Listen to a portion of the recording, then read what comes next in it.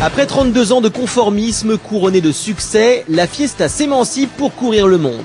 5 continents s'apprêtent à l'accueillir, d'où son recours à un langage universel axé sur le style, le confort et les économies de carburant.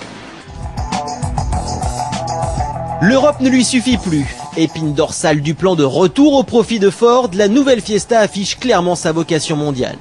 Déterminé à rationaliser le développement de ses modèles, le géant de Dearborn s'apprête à lancer la même citadine en Europe, en Asie et aux États-Unis.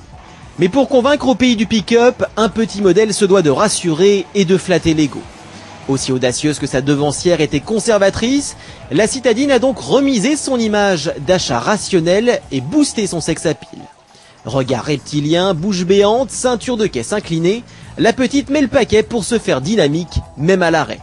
Ce sentiment devait perdurer à son volant, c'est pourquoi la Fiesta a suivi le même chemin que la Mazda 2 en s'allégeant de 40 kg d'une génération à l'autre. Ce style pétillant se retrouve à bord, où l'ambiance s'est grandement réchauffée. Expressive, très travaillée, la console centrale affiche un petit côté alien bien amusant. L'instrumentation pleine de relief et le bouton Power de démarrage renforcent l'aspect punchy du mobilier. La qualité des matériaux n'égale pas le niveau d'une Peugeot 207, mais la finition se montre correcte pour la catégorie. Conséquence d'un gabarit stabilisé, le sentiment est mitigé au chapitre habitabilité. Plutôt généreux à l'arrière, où la garde au toit est suffisante, l'habitacle se montre assez étroit à l'avant. Bon point toutefois pour le coffre, qui revendique les plus belles mensurations de la catégorie. La palette de motorisation n'a guère été chamboulée, mais les kilos perdus par la Fiesta permettent d'en tirer le meilleur.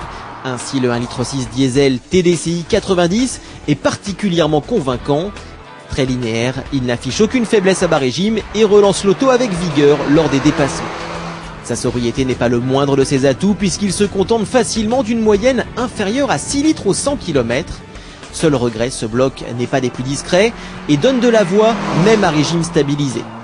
Avec des émissions de CO2 de seulement 110 grammes par kilomètre, il n'a pas volé son bonus de 700 €.